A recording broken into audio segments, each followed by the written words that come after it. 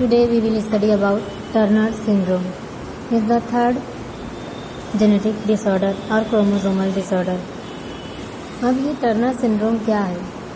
नाम से यहाँ क्लियर है. Turner is the scientist which is given the और विच शो द डिसऑर्डर, जिसमें सबसे पहले फर्स्ट टाइम दिया था कि ह्यूमन बींग्स में ऐसा भी डिसऑर्डर है जेनेटिक. अब इसमें इसका जो दूसरा नाम है इसको कहा जाता है एक्स मोनोसोमी. अब एक्स से क्या जाहिर हुआ? ये सेक्स क्रोमोसोम, यानी इससे पहले अभी जो आप स्टडी किए थे दोनों, वो कैसा था? ऑटोसोमल डिसऑर्डर था, लेकिन ये सेक्स क्रोमोसोमल डिसऑर्डर हुआ है ना. अब एक्स मोनोसोमी, मोनो यानी वन है ना, मोनोसोमी हुआ यानी यहाँ पर क्या रहेगा कि एक्स क्रोमोसोम एक ही रहेगा. ऑटोसोम जो है 44 या 22 पेयर वो पूरा रहेगा, लेकिन जो सेक्स क्रोमोसोम है जो दो मिलकर 46 पूरे होते हैं हमारे क्रोमोसोम, उन दोनों में से एक जो एक्स क्रोमोसोम रहेगा वो मिसिंग रहेगा, नहीं रहेगा. इसीलिए इसका दूसरा नाम क्या है? X0 female.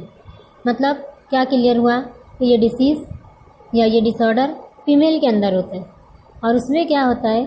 फीमेल का जो एक्स है, एक एक्स फीमेल का सेक्स क्रोमोसोम रहता है ना, एक्स रहता है. इसमें से ये एक जो रहता है ये मिस हो जाता है, नहीं रहता है इसमें.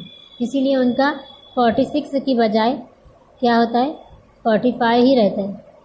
46 नहीं रहता, 45 क्रोमोसोम रहता है. एक क्रोमोसोम लेस हो जाता है ना, कम हो जाता है. इसीलिए इसको सेक्स क्रोमोसोमल डिसऑर्डर कहा जाता है. क्या कहेंगे? Sex chromosomal disorder. एक एक्स क्रोमोसोम इसका मिस रहता है, नहीं रहता है. अब यहाँ एक चीज़ और है कि ये X0 है, एक्स मोनोसोमी है. अगर ये मेल में रही तो क्या होगा? मेल के पास तो एक ही एक्स है ना, दूसरा तो वाई है. वहाँ से एक्स अगर निकल गया तो वाई से बचता है, तो ये चांसेस नहीं है ये मैन में ये डिसीज़ हो, ये फीमेल में ही ये डिसऑर्डर होता है. 46 ऑटोसोम एंड X0 यानी कि सेक्स क्रोमोसोम कितने हुए?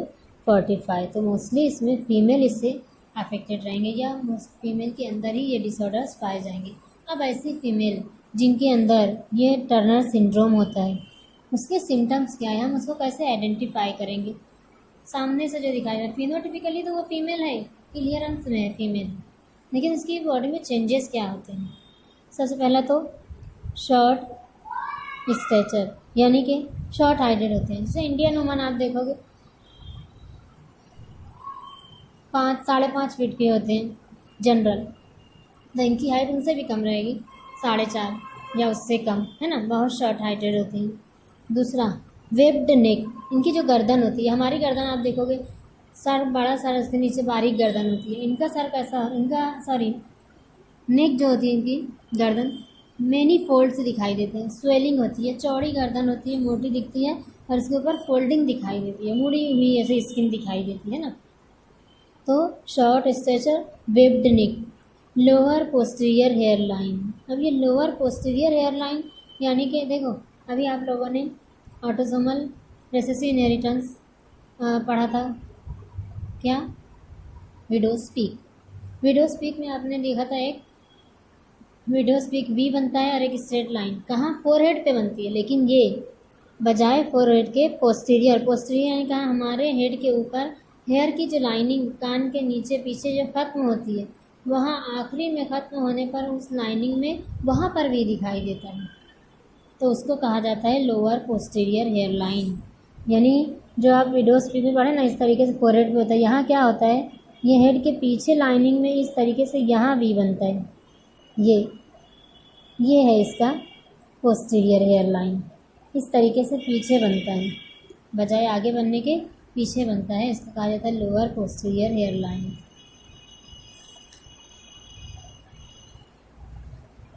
नेक्स्ट क्या दिया है? Poorly developed ovaries and breast. अब फीमेल है तो उसका फीमेल रिप्रोडक्टिव ऑर्गन ओवरी रहेगी, फीमेल गोनेड जिसको कहा जाता है. तो ये ओवरीज जो होती है ये पुअरली डेवलप होती है. अब पुअरली डेवलप होती है, जाहिर सी बात, अगर पुअरली डेवलप है यानी कि उसके ओवम बनाने की जो ताकत यानी प्रोडक्शन ऑफ ओवम वो लेस रहेगी, या नहीं भी रहेगी। That means the woman is sterile, यानी उसे जो डेवलप करने की पावर है वो लो रहेगी या नहीं भी रहेगी, यानी वो औरत उसके बच्चे नहीं होंगे, ये चांसेस ज़्यादा रहेंगे, स्टेराइल फीमेल होगी, है ना।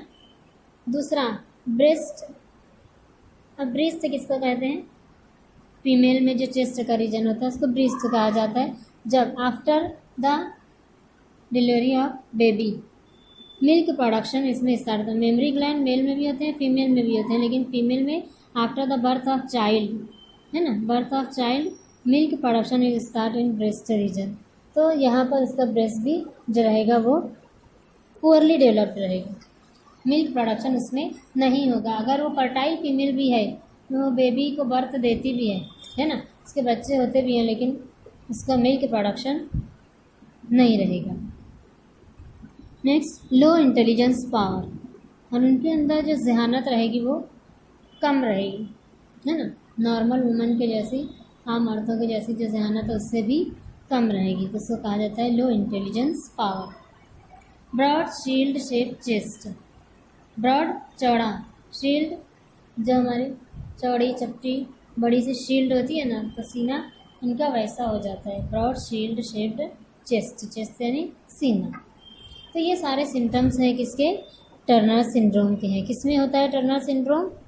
मोस्टली फीमेल में होता है। क्या चीज़ है वहाँ पर?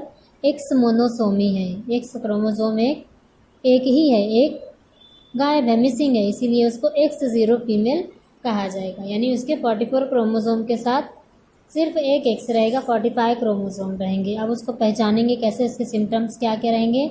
शॉर्ट स्टेचर्स, यानी कि शॉर्ट हाइटेड रहेगी, बहुत कम हाइट की रहेगी वो लेडी।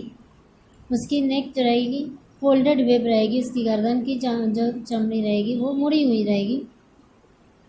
मैनी फोल्ड्स रहते हैं। लोअर पोस्टीरियर हेयर लाइन्स, पीछे की तरफ हेयर लाइन में वी बनेगा। Poorly developed ovaries and breast, उनकी जो ओवरीज है, उनकी जो फीमेल गोनाइड है वो पुअरली डेवलप्ड रहेगी, यानी उसमें अंडे पैदा करने की सलाहियत कम रहेगी या नहीं भी रहेगी, दोनों के चांसेस है। ऐसे ही ब्रेस्ट में मिल्क प्रोडक्शन नहीं होगा, या होगा भी तो बहुत मामूली होगा। और ब्रॉड लो इंटेलिजेंस पावर, यानी उनकी जहानत कम होगी।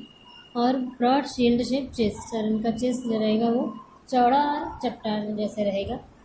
ये इसके सारी कंडीशंस, तो ये है टर्नर सिंड्रोम। यहाँ पर ये खत्म होता है।